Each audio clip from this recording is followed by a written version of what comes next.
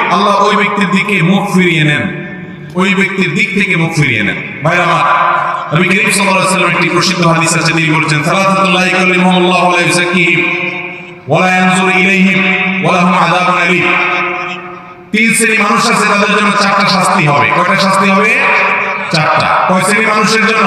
তিন শ্রেণীর মানুষের জন্য। নাম্বার 1, শাইখুন জানি, যে ব্যক্তি বয়স্ক হয়েও ব্যভিচারে লিপ্ত হয়েছে, এই ব্যক্তির সাথে আল্লাহ কিয়ামতের দিন কথা বলবেন না, আল্লাহ তাকে পবিত্র করবেন না, তার দিকে চেয়ে তাকাবেন না এবং তাকে কঠোর শাস্তি দিবেন যে সে প্রাপ্তবয়স্ক, বিবাহিত, বৃদ্ধ, এরপরও সে জিনায় কেন লিপ্ত হলো।